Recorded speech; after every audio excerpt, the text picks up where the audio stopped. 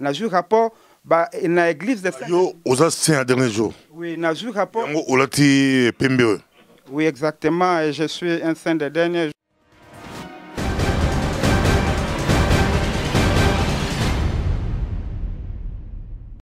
MLC Amboka Congo, ils ont réputé champion à trahison. Au cours de on peut pousser plein de Komoko à agresser Bombo, le système ya Bino Babi trahison étant dans la poche à MLC.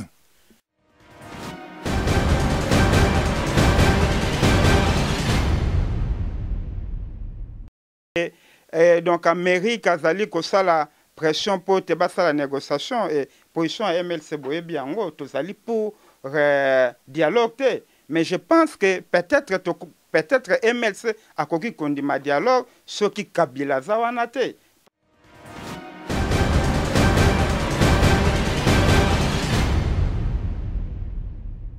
Quand on parle de Chambelin Bongo Pass, c'est pour dire que la vie est difficile, il faut travailler. Et moi, Chambelin Bongo Pass, je ne suis pas un pauvre.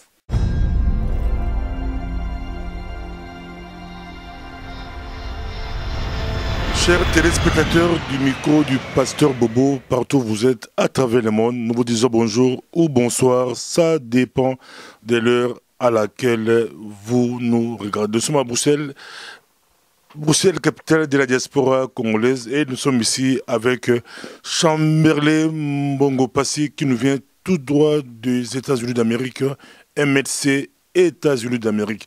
Bonjour monsieur Chamberlain. Bonjour pasteur Bobo. Triste? Non, je ne suis pas triste. Je suis très heureux d'être avec vous et surtout c'est pour la première fois de passer dans votre émission. Même après le verdict Bemba, ça vous fait rien?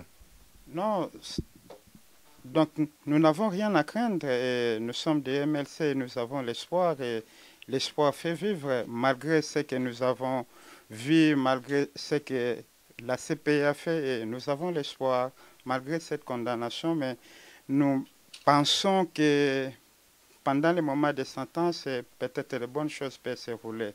Nous savons que quelquefois le malheur est bon. Quelquefois le malheur est bon et nous attendons avec patience, avec foi et nous savons que les bonnes choses vont arriver dissipées et nous serons très contents d'entendre cela. Est-ce qu'au niveau de la direction du MLC, vous avez été mal informé ou c'était juste une stratégie de mobilisation, de réconfort? Est-ce que vous saviez très bien que Bemba allait être libéré et allait être condamné ou vous avez été surpris? Et nous savons le sénateur Jean-Pierre Bemba c'est un innocent et tout le monde le sait et la population congolaise n'est pas ignorante de cela. Et nous savons, et voire même au sein des MLC, et toute la population congolaise était au courant de cela. C'est la raison pour laquelle vous avez ressenti cet engouement des gens qui étaient mobilisés et qui espéraient et qui savaient que c'était l'acquittement.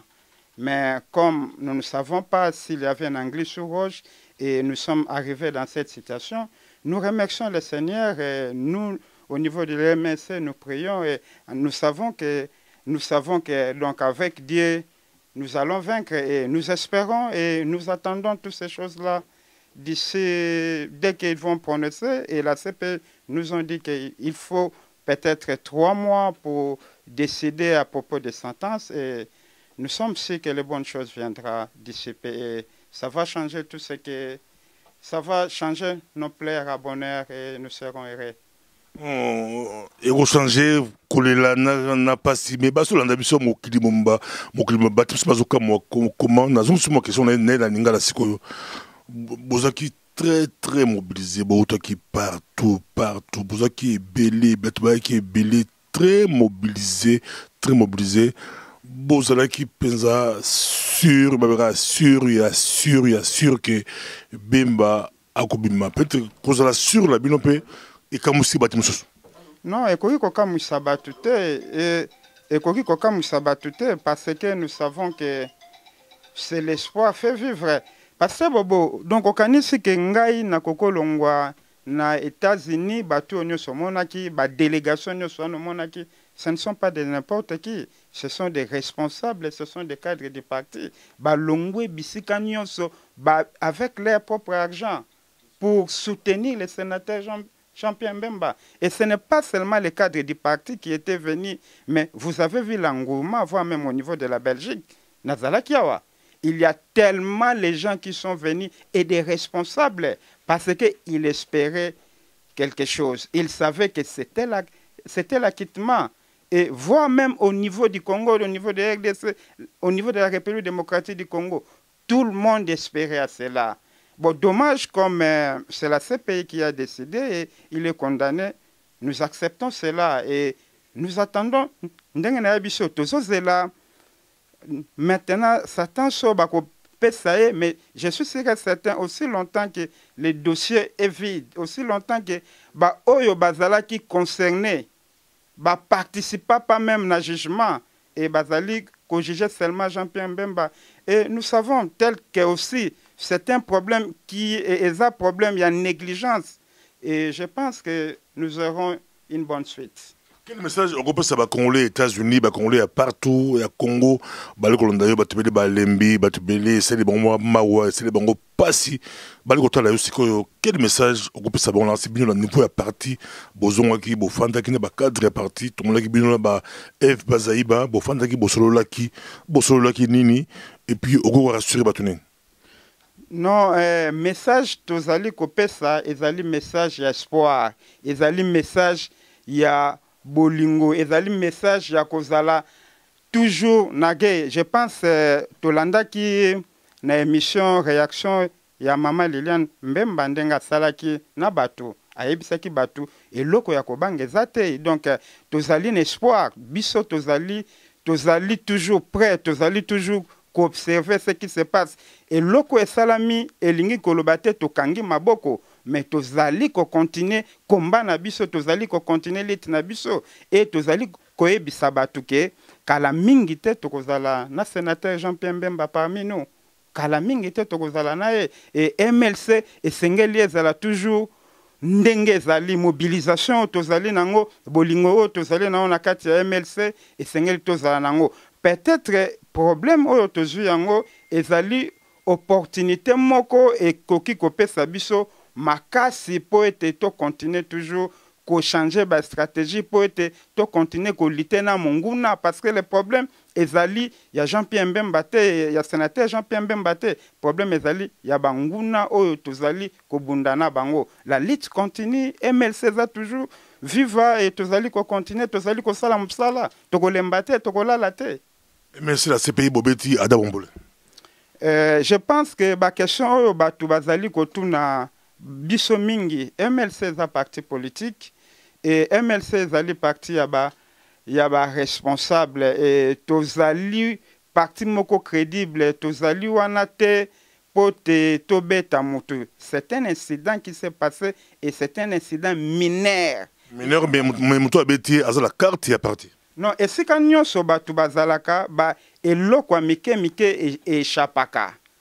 Et tozali ndenge, donc c'est un problème qui était un problème mineur, mais tout makambu nyonso et les cas qui na ce pays des ordres zala kité. Je pense mutu moko te agangi ki babeti mutu babambi libanga na ce pays babambi soda makambu les cas qui na kimia nyonso parce que MLC zali parti ya ba intellectuel, MLC zali parti ya botosi, MLC ezali parti libéral, MLC ezali parti ya solo parti oh babanga kanzambe. Il fallait aux gens quand au CPI lundi, il fallait aux gens quand Bruxelles il y a frappé mardi na Tongo. Il fallait avion il y réservé quand.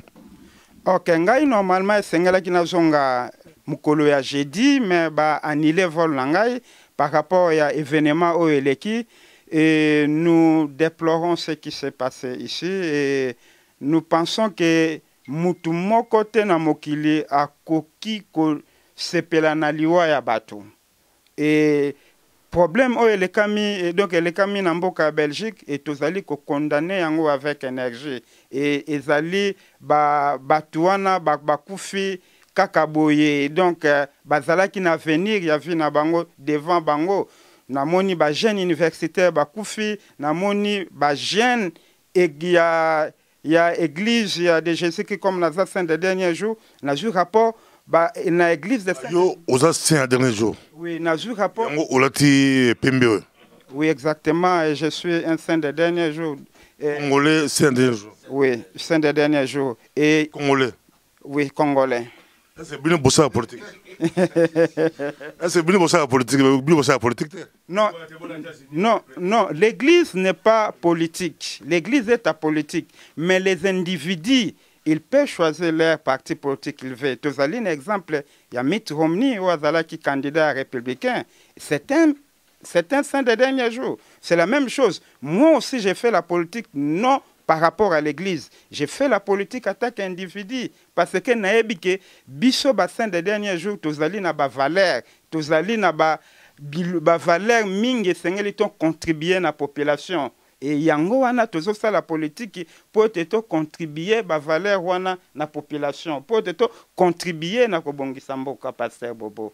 C'est que ça n'a pas si peut-être soit tu es aux États-Unis, aux Aki, au calcul qui bien, aux gens qui retournent là mardi, pour ceux qui mardi, et nous avons boulot, yo qui retournent là jeudi, ma bombe bébé tamaki mardi, na tongo bébé antico bien monsieur c'est des jours, on a réseaux sociaux beaucoup plus bateau, oui bien moi. Ces derniers jours, moi quoi profiter, bazwa qui va blessé grave. Il y a moko mibale bazwa qui va blessé grave. Na koye bisao parmi misato na batangi moko azali wana jeune wana a participé déjà na batanta misato azokufate. Azalaki na tata ya o salamaki na Boston, na Paris. Na Boston, na Paris et salami awa mais azali vivant. C'est ça veut dire que nzamba zotambela na bango. Nzambe la bino amakasi. Nzamba za makasi nazali na sengoli susu ata eloko moko salami na bakadre ya MLC tozalaki batu nyonso bautaki bisika nyonso ata eloko moko salami te parce bino pete ma wala bino bongi la tristesse boboye kozwa vio boanolaki bavola bino po il fallait bofanda nano bo digérer procès bemba. Non nzambe azalaki na contrôle ya nyonso ezali biso te ezalaki nzambe c'est nzambe mutazalaki na contrôle ya nyonso avant kosala réservation. Et c'est l'esprit du Seigneur qui nous guide. Donc, nous sommes qui na contrôle ya batu nyonso ya MLC. Yango moni tozali sain sauf to changer ba vol na biso na bandenge belé et tozali kozonga na bisika na biso tozali na likia ke to kozonga sain sauf et to kopesa ba rapport na ba fédération na biso esika to uti et mutu moko te akozala na problème pe tozali na likia. MLC, il y a Libanda, il y a diaspora, États-Unis, Australie, partout. Il y a Hollande, tout le monde a ces pays. Mais MLC, il y a Mokalapso Congo. MLC, il y a Mokalapso Congo. Ils ont réputé champion à trahison. Au cours de l'année, on peut pousser plein de Moko à agresser Bombo. Le système, il y a Bino Babi, trahison. Et tant dans la poche, ça va MLC. Pasteur Bobo, Nakoki Koloba, Ngana Lobela Capacité. Et nalobela beaucoup à venir parce que leader azali muto atalaka à venir ou azo mon avenir. Je prends un exemple. Nakoye Bisao MLC. Mais Thomas Louaka y a passé. Non, Nakoye Bisao MLC etikala kozala makasi te ndenge zali lelo. Bana ba Olivier Kamitato ba tamwe mwamba mais ti lelo to moli ba toto mona na suka mutasuka za ba Louaka. Kokimi sanga makanisite na lobi ke MLC tikala kozala makasi te ndenge zali lelo tozali na assurance tozali na leadership moko exemplaire ya mama F Bazaiba oyo mutu nyonso lelo azali koye amoni yango polele pe bazali ko apprécier madame de fer incorruptible et ce qui totali lelo na ba cadre nyonso ya MLC bazali lelo ezali eloko ya makasi UDPS c'est tout zéro mais voilà il y a autant UDPS sur le peuple balabi na dialogue va proposer primature azolanda biso madame Eve Bazaï va proposer question topesio primature la dame de fer au kumba bato est-ce que à côté pour les bemba to a condiment. Nous avons vraiment confiance avec cette dame là et tous en a confiance na je ne pense pas que ba ko corrompre po azali mutu ba akorompaka te abandi politique lelo te abandi aza na expérience ya politique ya bambula ebele et soki totali historique na ye azali ata na crèche moko te azali ata na basequelle moko te ya corruption.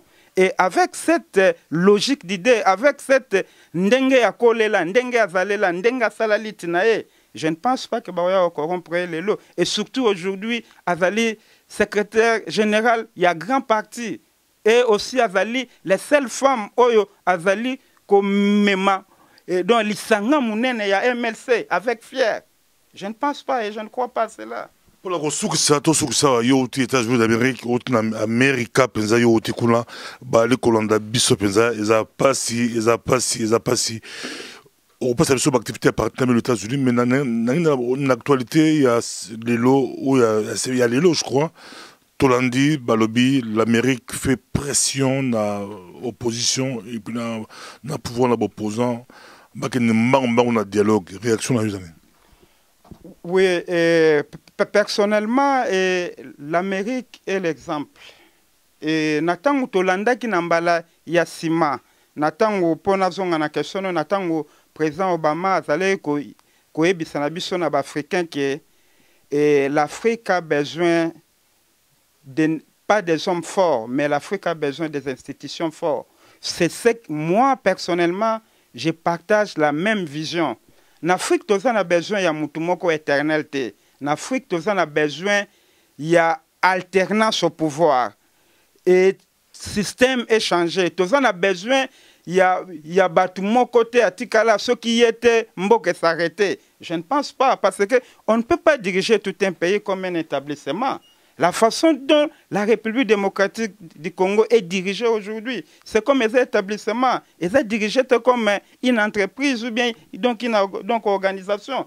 Et je pense que ceux qui ont une question que donc Amérique a la pression pour la négociation et position à MLC bien tous allés pour dialogue. Mais je pense que peut-être MLC a koki kondima dialogue ce qui Kabila zawanate parce que to yebi babiloko et les cas qui natango to kenda ki na ba résolution et joamaki na mbala yakala wana MLC a participé qui ba résolution ana ba appliquer yango te et lo koni to kendo sala na dialogue sikoyo. Comment MLC États-Unis pour ça organiser? OK, na lingi na profiter na lancer message na ba population nyonso ya MLC na États-Unis. Je pense que bozali ko contacter biso mingi na nzela ya Facebook na biso MLC USA pe bozali ko tuna ba question. Ndenge boyebi ke États-Unis ezali pacte ezali mboka moko munene et to divisa États-Unis bokoki ko contacter biso premièrement na page na biso Facebook ou bien bokoki ko kota na site ya il y a site il y a biso ya www donc mlc donc rdc.org pour te boluka ba information nyonso donc sali nango bokoki kozwa ba contact ya secrétaire ya secrétariat national batu nyonso bazawana mais bokoki pona USA à partir de Facebook na biso bokoki kokutana ba bokoki ko continuer ko tuna biso ba question mais tous divisa MLC na 4 grandes parties. Parce que zali munene to divisa to zali na nord, sud, est, ouest. Lokola ngai bozali komona ngawa to nazali mutu moko nazali kokamba États-Unis na côté ya ouest. O babengi oyo to zali nazali na siège na Salt Lake City, nazali kokamba lokola donc état Utah, Colorado, Californie et ba état mususu. Ngai ndeko na bino Chambelin Bongo Pasi tozali na ndeko mususu na kote ya Washington azali kokamba ba Washington, New York azali kokamba ba kote wana nyonso azali kokamba ndeko na biso Karine Biamba et soki tolongo na ndeko na biso Karine Biamba tozali na ndeko mususu na kote ya Cincinnati azali Cincinnati, Maine, Illinois ba kote wana nyonso kombo na ye Caleb azali coordonner ba activité à côté wana nyonso peto sukisi na côté ya ba Texas bakote wana nyonso baeta eza nzinga na Texas tozali na ndeko na biso Kaleka Songo azali kocoordonner baactivité wana nyonso e biso nyonso topesaka rapport na président fédéral na biso États-Unis tobengi président Michael Kayembe tozali ko encourager batu bo continuer ko contacter biso bozali ko batu mususu bazali na likolo ya ngambu ya Canada bazali ko contacter na Facebook ya Canada mais tozali ko senga bino esengeli bo contactaka biso soki ole bo contacter batu ya Facebook ya Canada et tozali disponible peut-être na prochain tokopesa bino numéro ou bien tokotika bino numéro pour ceux qui bozali na problème bokoki ko contacter biso et tozali disponible ya ko satisfaire na ba question na bino nyonso. Merci beaucoup. Tokomi na suka to susaka ozotambola Belgique ozobanga te Belgique comme moi pasi ko kota métro mabe okota magasin mabe okende kote musu mabe ozobanga te famille États-Unis bazobenga benga yo ezandeni ni réaction na yo batanta salami écoute yo ozola mkola tongo na souci ya bemba télévision et mamula batanta réaction na par rapport batanta non réaction na ezali ndenge na lobaki ke ezali ba acte moko tozali ko condamner yango tokoki ko sepela na liwa ya mutu moko te mibale te to sepeli na makambo wana esalami te parce que la vie humaine est chère bandeko wana nyonso bakufi bazali na venir devant bango bazobenga aux États-Unis chaque minute bappelle oui batu